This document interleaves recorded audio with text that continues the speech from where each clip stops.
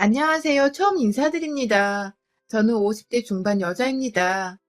간단히 소개들을 먼저 하시길래 저도 제 소개를 해보자면 저는 나이가 나이인지라 벌써 딸아들 자식들 다 대학 졸업시키고 이제 순 좀 한번 돌린 후 살맛이 나는 여자예요. 막내까지 재작년에 취업을 했고 달달이 애들이 10만 원씩 가끔 20만 원씩 넣어주는 월급으로 소소한 재미를 느껴가며 사는 주부입니다. 남편도 회사를 은퇴했고 지금은 저랑 같이 집에서 하루 종일 코로나 때문에 못 나간다고 붙어 살면서 젊은 적 돈 버느라 못 해봤던 취미들을 해보면서 살고 있어요. 그래봤자 집에서 커피 한번 내려보고 처음으로 미니 오븐이란 걸 들여서 집에서 빵을 굽는 게 전부지만 말입니다.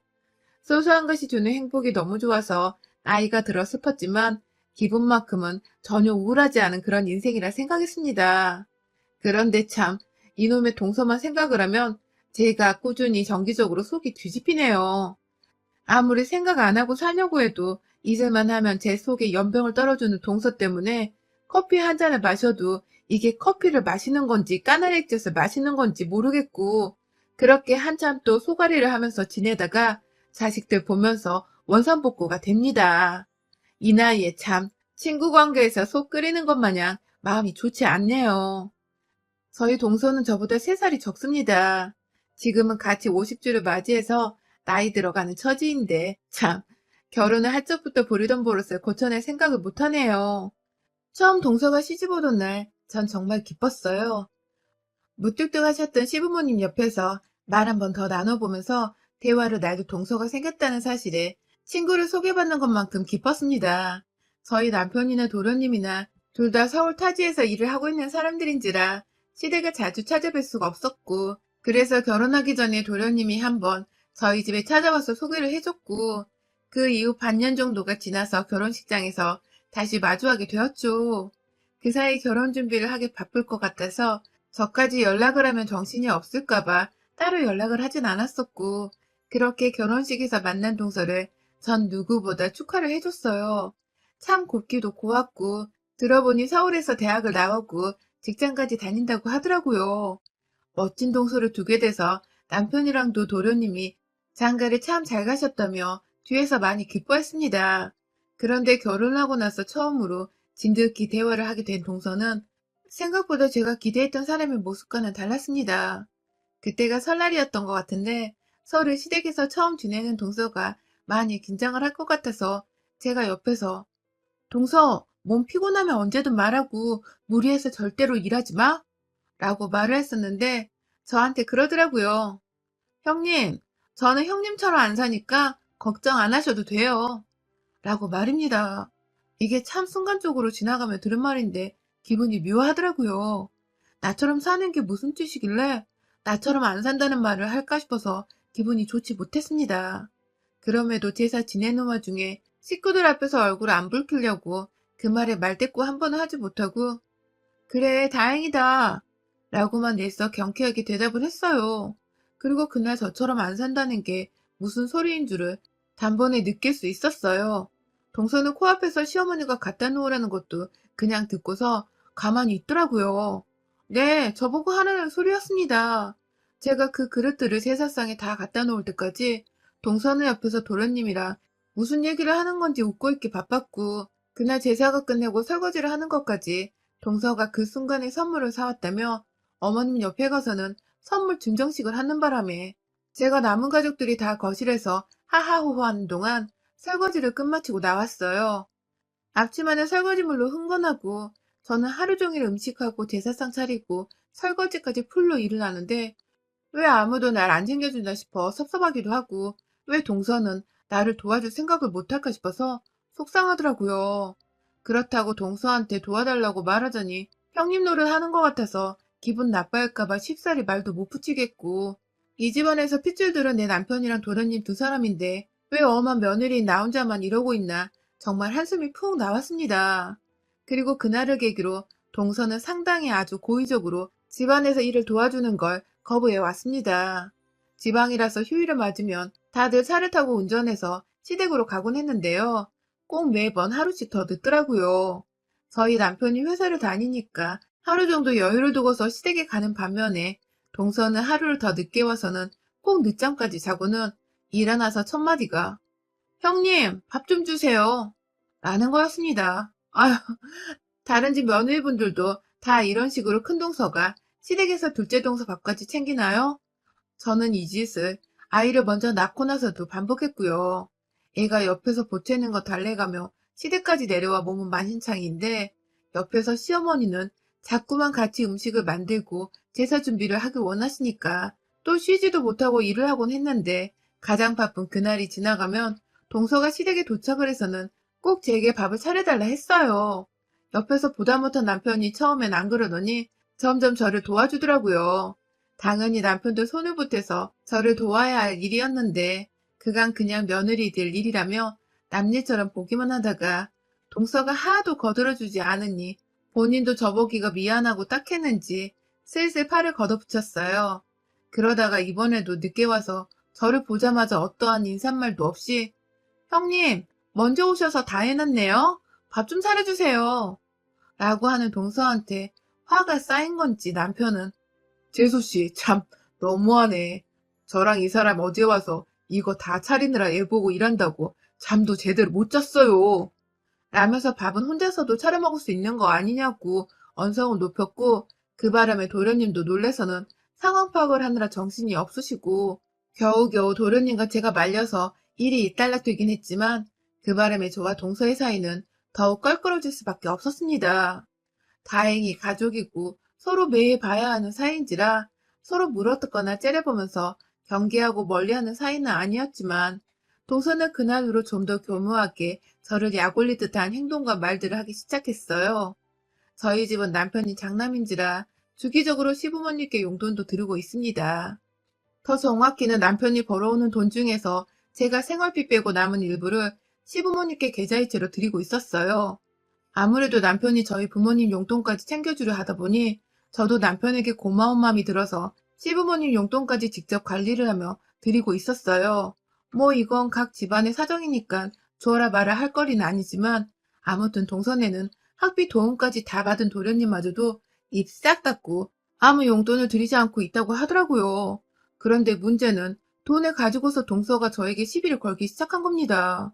어느 날은 어머니 옆에서 그냥 조용히 일을 도와드리고 있는데 또 역시나 늦게 도착을 해서 늦잠 자고 일어난 동서가 일어나 어머니께는 환하게 인사를 하면서 저한테는 그냥 하는 동 마는 동 보더니 잠깐 어머님이 자리를 비우신 사이 저한테 먼저 말을 꺼내더라고요.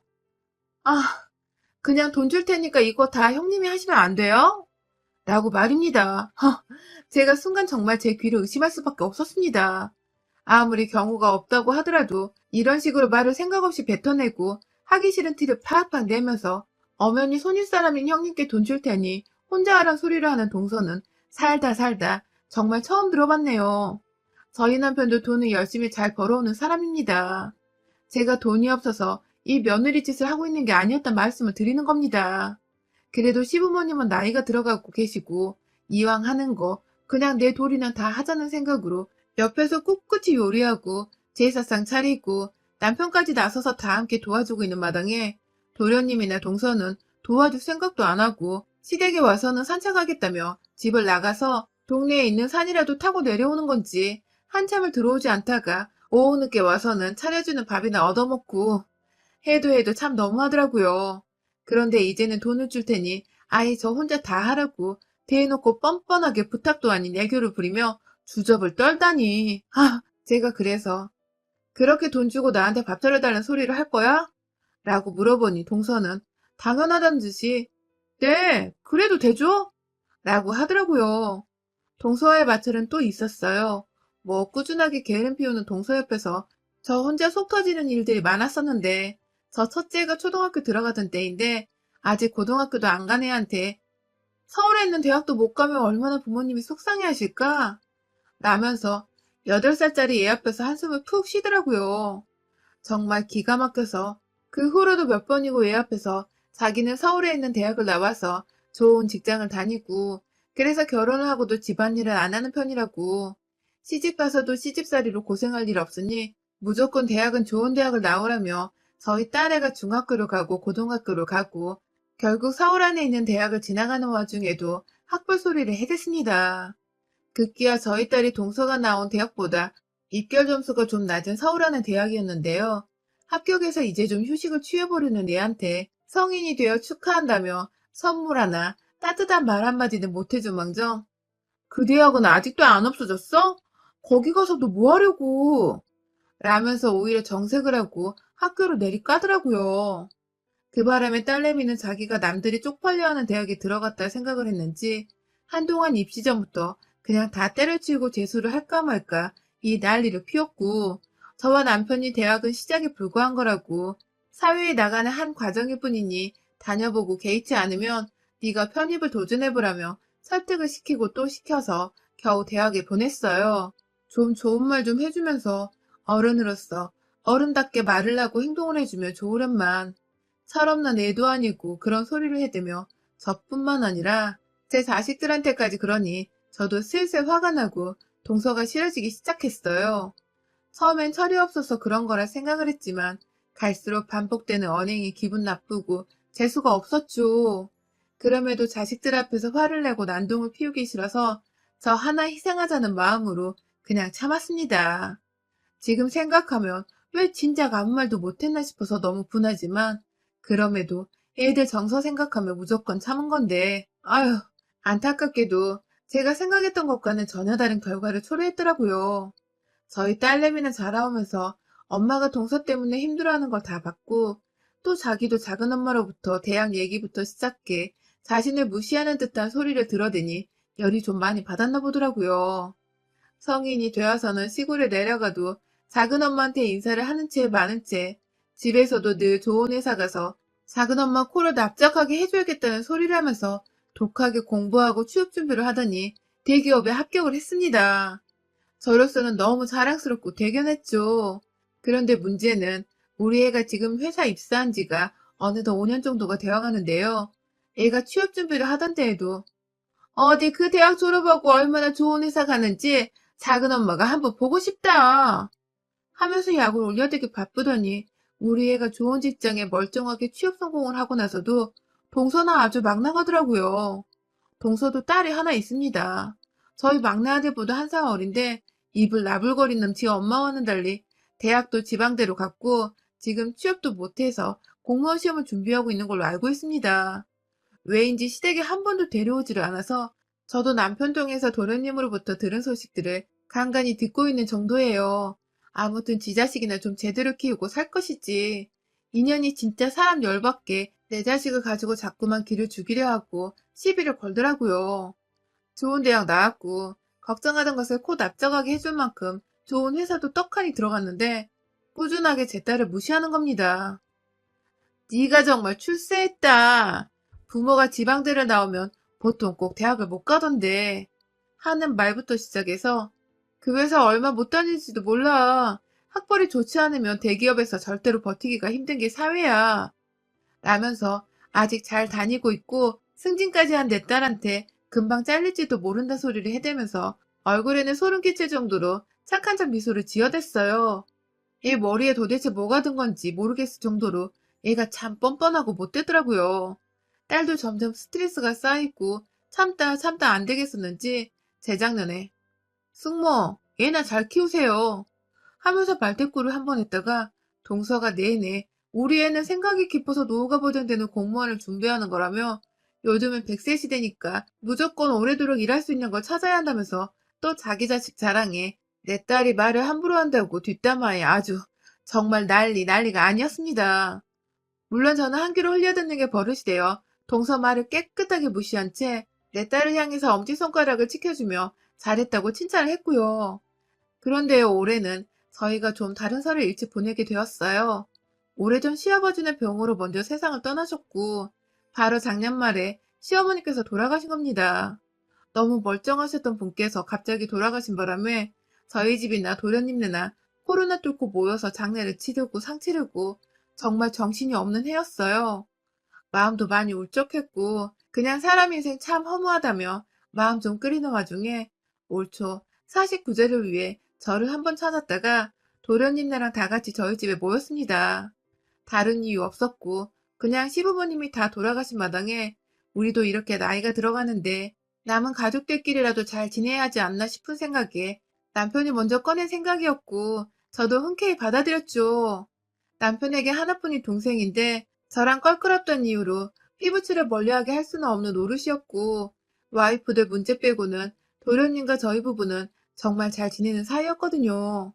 아무튼 그렇게 저희 집에 도착을 했는데, 저희 아들은 회사 가까이인 분당에서 자취를 하고 있고, 저희 딸은 저희 부부랑 셋이서 살고 있는데, 그날 저녁에 딸이 퇴근을 하고 집에 왔어요.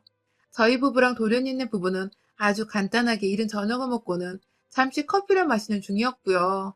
간간히 동서가 평생토록 만족하면서 살았던 저희 집 평수를 들먹이면서, 형님은 아무리 셋이서 산데도 이렇게 좁은 곳에서 사라져요? 하면서 집 가지고 또 뺀질거리는 소리를 해대길래, 제가 한 번 또 한숨 쉬며 찻잔을 엎으려다가 양 옆에서 절 애처롭게 바라보는 남편과 도련님 눈빛에 참았습니다. 아휴, 말들아 떠는 건 나이가 들어도 절대 고쳐지는 게 아니구나 싶어서 어찌나 속이 터지고 또 안타깝던지요. 그러다 딸이 집안에 들어왔는데 아휴, 불안하더라고요. 딸은 숙모를 좋아하지 않는지라 집에서 마주한 동서를 보자마자 표정 관리를 못했어요. 안녕하세요 하고 인사를 하고는 그냥 방 안으로 들어가는 딸한테 저녁 먹었는지를 물어보러 따라 들어가려는데 뒤에서 동서가 그러더라고요. 아휴, 얘가 저렇게 어두워서 시집이나 제대로 가겠어요? 라고 말입니다. 아휴, 그러던 이내 회사는 아직 멀쩡히 다니는 거 맞아요? 라면서 대기업 다니는 척이 아니냐며 그 자리에서 웃기다고 웃는데, 그 순간 방 안에 들어가던 딸내미가 나와서는 지금 뭐라고 하셨어요? 라고 물어봤고, 저랑 남편이 안절부절 못하면서 그냥 어른이 하는 말씀이야 하면서 들여보내려 하는데, 딸내미가 나도 어른이야. 나 지금 30 먹었어, 엄마. 하면서 다시 동서를 향해 방금 뭐라고 했냐고요? 라고 소리를 지르는 겁니다. 동서는 그 나이를 처먹고도 얘한테 질 생각을 안 하고 한다는 소리가, 어머머, 얘 말하는 거 봐. 누구 닮은 거야, 너? 어른한테 그게 무슨? 이라고 칼칼한 목소리로 기분 나쁜 말을 하는데, 옆에서 저희 남편이 아, 좀 그만 좀 못해요? 하면서 동서를 향해서 으름장을 놓고요. 그 말이 끝나자마자 동서, 참말 이상하게 한다. 누구 닮긴 내 새끼인데 날 닮지 누구 닮아. 하면서 손가락질을 하면서 동서를 향해 삿대질을 하기 시작했고요. 동서는 거기에 지지 않겠다는 마음은 드는데 겁은 나는지 어머머머머 하면서 마치 우리 가족들을 상종 못할 사람이란 듯 쳐다보면서 도련님을 끌고 집을 나가려 했어요. 그러면서 아휴, 내가 절에서 시집 오자마자 그냥 확 돈 주고 손절을 해버리려고 한 건데 라며 신경질을 부리더군요. 그 순간 뭔가 땡 하는 소리가 들렸습니다. 아이고 글쎄 우리 딸이 주방에서 냄비 하나 가져와서는 그냥 앞뒤도 없이 동서 머리통을 내리꽂은 겁니다. 그 울렁거리는 쇳소리가 제 귓등으로 들릴랑 말랑 하는 와중에 동서는 아파 뒤지겠다며 냄비에 눌리자마자 그 자리에 폭삭 안고는 정수리를 쥐어싸고 야! 하는데 내 딸한테 자꾸만 야! 너! 하는 짓거리가 꼴보기 싫어서 차 마시다가 놔뒀던 컵 안에 둥글레차를 그냥 확 동서 얼굴에 뿌려버렸어요. 저거 주둥이 고칠 생각을 어째 30년이 되어가도록 못하고 있나 몰라. 하면서 입 좀 그만 나불거리라고. 여기 사연에서 들었던 것처럼 저도 확 인연 주둥이를 손바닥으로 힘차게 내리쳤어요. 그놈의 주둥이 관리 좀 잘하고 살라면서 그만 나불거리라고 주둥이를 몇 번이고 내리치다가 옆에서 남편이 말리고 도련님이 참아달라고 말리셔서 겨우 몸을 진정시키고 화를 가라앉혔습니다. 동서는 자기 남편까지도 자기 편을 안 들어주자 서러웠는지 겁은 먹고서 훌쩍거리기만 하고, 그런 동서를 꼴도 보기 싫다며 딸내미가 꺼지라고 소리를 지르는 바람에 동서는 도련님 손에 질질 끌려 집에서 나갔네요. 나중에 들어보니 동서는 도련님과 이혼을 하겠다 말겠다 난리가 났고, 도련님도 도저히 관리가 힘든 건지 어찌 해야 할지 모르겠다며 저희 남편한테 힘들다고 하소연을 하는 전화가 왔어요. 뭐 제 입장에서는 처음부터 마누라 간서 제대로 못했던 도련님의 책임도 일부분 있다고 생각이 드는지라 다 뿌린 대로 거두는 거라 여겼고요. 아무튼 남편부터 시작해서 딸내미의 냄비 한 방, 그리고 저희 주둥이 가격으로 완전 KO를 시켜버린 동서는 앞으로 다시 볼 생각도 없고 시어머니 돌아가신 마당에 저희끼리 그냥 간소하게 도련님 불러서 온 마음 다해 제사를 지내보려 합니다. 어찌되었든 자손들이 정성스레 마음 써주는 걸 조상님들도 가장 바라는 것일 테니까요. 진작에 주둥이 나불거릴 때 그 입을 꿰매버리겠다고 쳐줬어야 했던 건데, 아휴, 왜 이제와 이지랄을 떨었는지 다소 아쉽긴 하지만 그간 결혼 생활하며 동서한 때 쌓였던 화들을 한 번에 씻어낼 수 있었던 연초의 깜짝 이벤트였네요. 앞으로는 매해 온전히 가족들과 평온한 마음으로 명절을 지내볼 수 있을 것 같아 벌써 설이 기대가 됩니다. 나이 50줄에 손으로 사람을 칠 줄은 몰랐는데 막상 얄미운 년 하나 때려보고 나니 속이 너무 시원하네요. 여러분의 생각은 댓글로 남겨주세요. 오늘도 시청해주셔서 정말 감사합니다.